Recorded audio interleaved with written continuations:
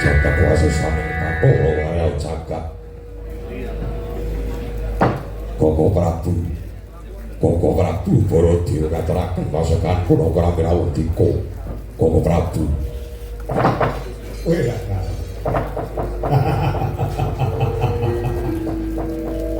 Inggih, Yayi. Yayi kadanging pun Kakang. Ingkang kula tresnani donya pating belahan Kyai Prabu Duryudana.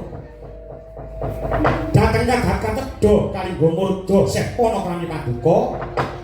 Ingkang urmentah marang pun Kakang ing Mandura gawe bombong tiasing nala, bungah tias ing manah.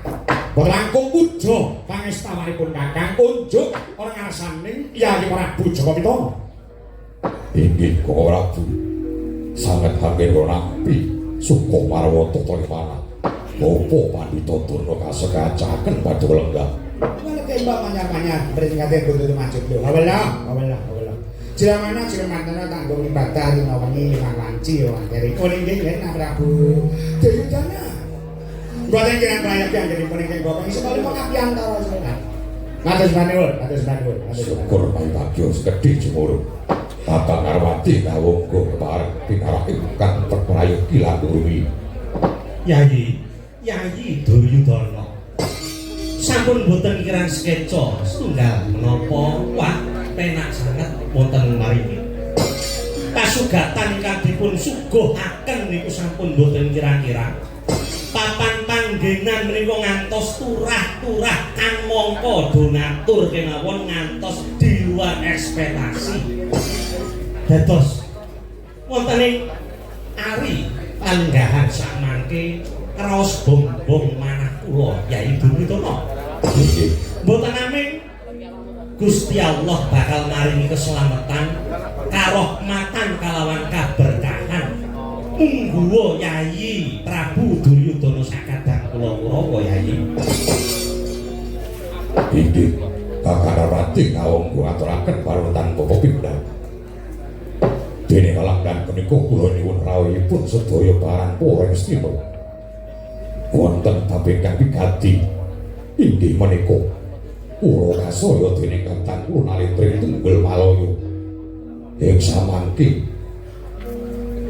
badhe dipun sagendana rukun karana wonten sedya ingkang badhe katindahaken dene sedya kala wonten sanes inggih namung badhe kempur negari Iraja Bumi. Mula saking menika kula nyuwun pangandikanipun Kakang Prabu Baladewa dewa Kakang Ngarwati kawungga dados pundi lakon-lakon dhateng paduka Kakang Ngarwati kawungga kandhing paduka menika Senopati Ngastina. Kakang Ngarwati kawungga. Nggih. Nuwun sewu Yayi Duryudana. Nggih. Panjileres punapa ingkang dipun ngendikaken dene kula menika ingkang ibarat enten dayoh kaliyan tamu. Kula menika sing duwe omah mboten beda kaliyan Yayi Duryudana ananging Yayi Duryudana. Nggih, terus pundi? Wonten pilenggahan sakmenika wonten Koko Prabu Baladewa. Menawi kula ingkang badhe nyuwun atur langkung rumiyin menapa kula mboten nyaru ya? Menapa kula mboten? Yayana. Nggih. Monggo rehne pasewakan riklamban samangku kuwi kasta dening Yayi Prabu Duryudana sing didangu kuwi panjenengan. Sing didangu kuwi kowe, sing dijaluk gagasan kuwi kowe lha kok jawab aku. Lah sing dijaluki dhuwit ki kowe kok malah njaluk aku ki piye? Ngono kok aku ketua. Nggih. Koko Prabu. Nggih. Menika apal kalian adat saben panjenengan. Nek pun panjenengan ngoyo ngeten niku le ngendika rasa ati kula kok rada ora penak kaya arep mojokke karo wong siji. Ya mawon. Tak dadani tak tekati Koko Prabu. Nggih, pun. Nami kula ingkang badhe dipun suwuni atur lumiyin bab perkara Iranya Bumi. Bloko Suta kemawon, blakan terus terang kemawon. Koko Prabu Baladewa tuwin Yayi Prabu Duryudana. wontenipun ancase Prabu Duryudana ingkang badhe bebelo utawinipun ngombyongi marang negari Tunggul Malaya njajah marang negara Iranya Bumi nun sewu nganti sanget agunging pangapunten langkung rumiyin kula menika mboten trep Yai Prabu Duryudana saestu Panggilmi boten atas pundi.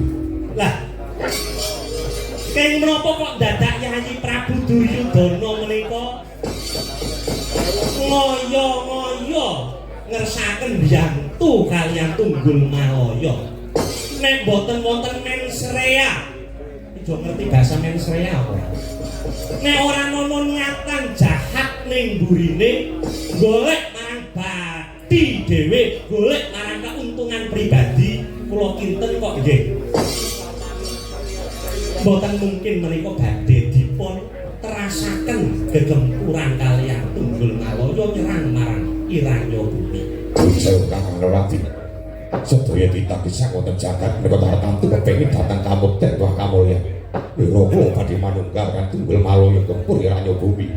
Karo ning badhe kula angkat boten wonten sanes negari Ngastina menika saya tergolong saya sugih saya ngrebaka jajane. Niki kula taksih dipun paringi wedal matur napa mboten?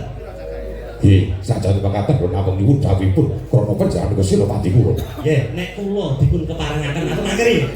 Yai Baladewa, Koko Prabu Baladewa niku ampun kaya wong lagi bingung dituwakne ning mengko-mengkone arep ngakei pegawean abot marang Singana. Sik, kula tak matur.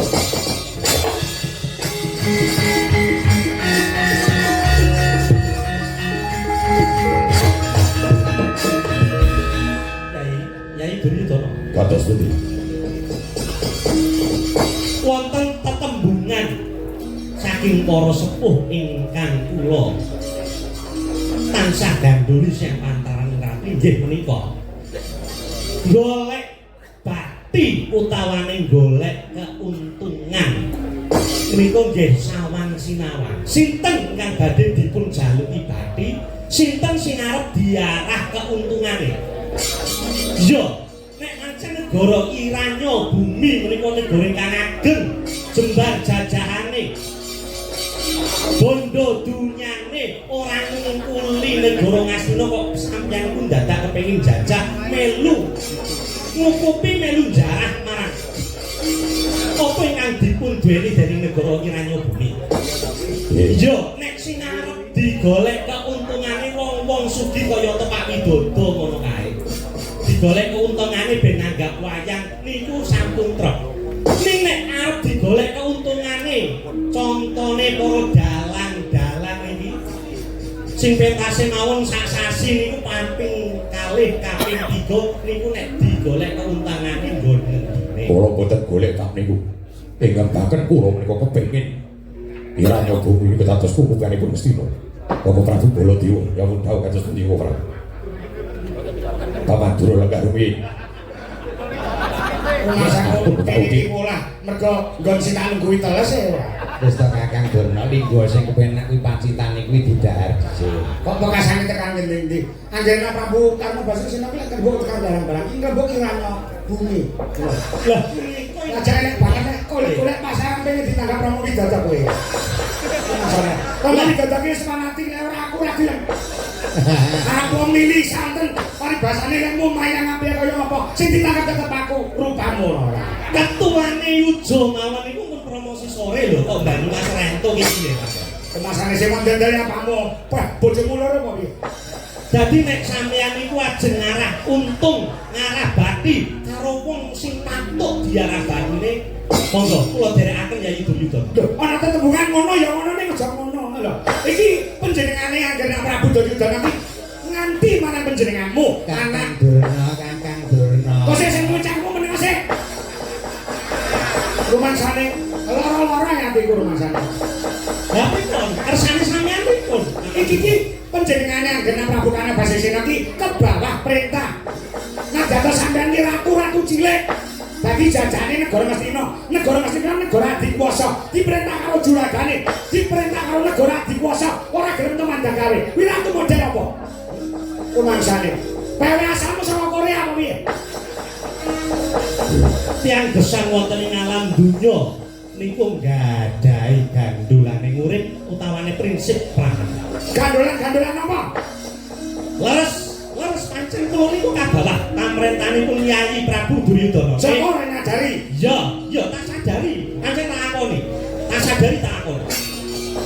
Ning nek aku kon nglakoni nista menyak karo wong sing lagi mengkis-mengkis gawe loro, gawe susah tambah susah ngatine wong-wong negara Iranya Bumi kok kaya ora tekan ati pangapunipun.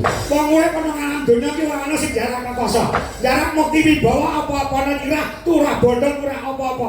Apa kowe ora ngerti yen ana negara Iranya Bumi ki bumine ngasilke lengo sing luar biasa. Ngerti ora? Sing dadekake iso kamulyane wong sak jagat raya. Wong negara Irah sing Indonesia kamu meneng sik. Aku tak omong. Michael atiku, wis mangkat kudanan ning kene arep mangan wis kentekan sego. Ganggu gawe. Rumangsane apa? Lah kaya niku kan. Wis.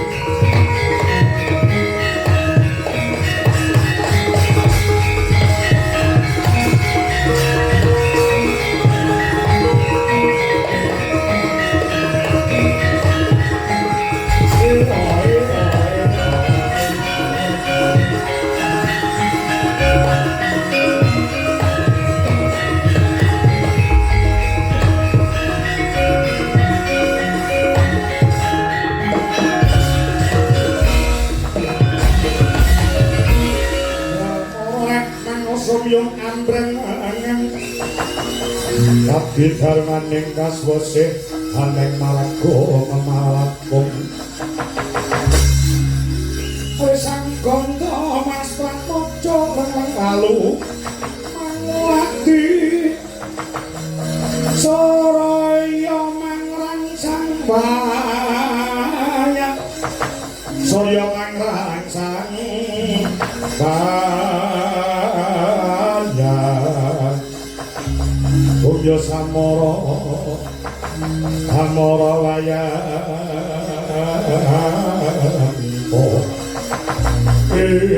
nuwun sewu Kyai Prabu Duryudana Bapak Prabu atus nuwun Karna Basusena pripun Bapak Prabu aku Karna Kyai Prabu Duryudana kuwi padha-padha mantune Ratu ing Mandharaka Kanjeng Rama Prabu Salya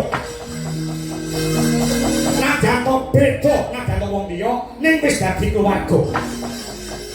Yen ana perkara kaya ngene iki Bala dewa gedhe cilik ya melu katutan. Nuwun sewu Kyai Prabu Duryudana sampeyan dirasani wong sak jagat raya. Dirasani kados pundi? Bener negara Ngastina iki negara adikuwasa. Negara gedhe. Negara ning donya iki sing adikuwasa sing gedhe iki loro. Siji negara Ngastina, loro negara Wirata. Negara sing berbondo Berbandhu. Berbondo sugih Raja Brana. Berbandhu sugih Madyabala. Niki pengen nuwun sewu. Nek panjenengan ngantos nutuk ning gone belani Dewa Srani, anak Betari Durga. Gone bakal jangkah ngrubuhke negara Iranya Bumi. Niki mengke kriwikan dadi gorojokan gojekan dadi tangisan. Sebab napa? Yen dadi peperangan iki nganti negara Ngastina mbelani negara Tunggul Malaya, negara Iranya Bumi dibelani karo negara Wirata sing negara padha-padha gedene iki wis timbul perang donya sing kamu. Ngerti ta? Ngerti ora?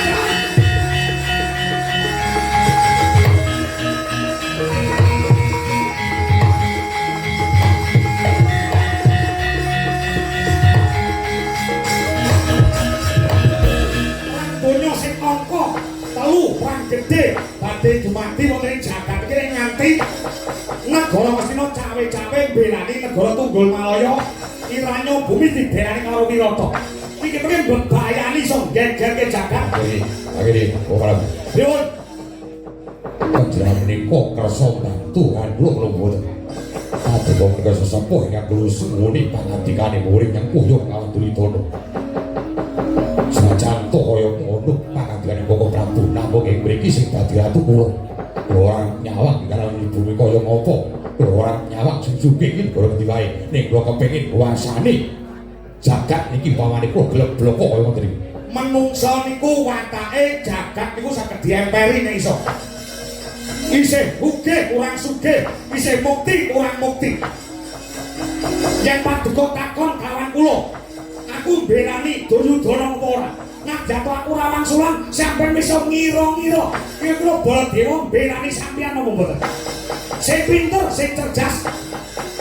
Kok nganti dadi perang gede sing angka 3 sing dadi korban ora urung wong cilik kuwi nggone ndelik lungguhe ana idingklik wekasane nek demo diculik nek geger mati dhisik penak para pejabat linggo sila tumpang karo dilati teman wanita masa muni tempe ya ora kok diteruske pol-pole yo mung padha sing dingendikno karo Koko Prabu Baladewa.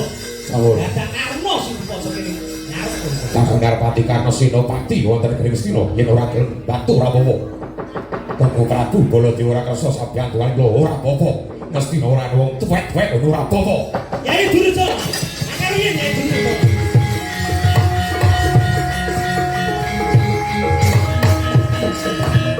Saya suwe kok saya nyunduk atine Basukarna. Nggih.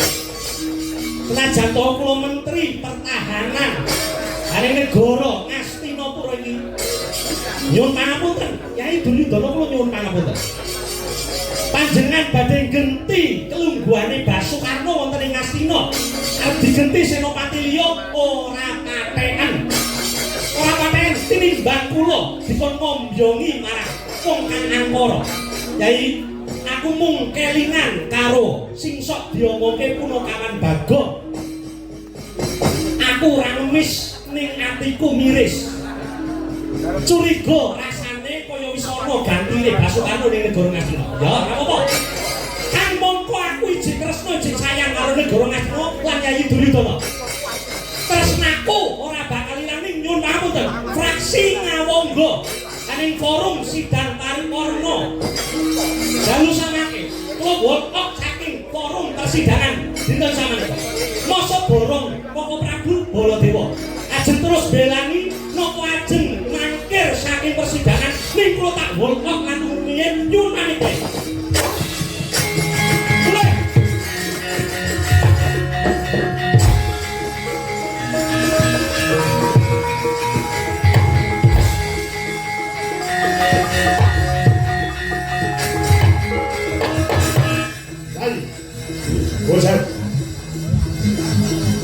Saya pangot Duryudana matur wonten ngasane Kyai Prabu. Duryudana becik katitik Allah ketor sing disi Allah ing kono wahyuning Bakasir. Pun kula batin boten badhe melu-melu lalaman menika. Yen ana hukum karma sing tumiba aja sabat Baladewa.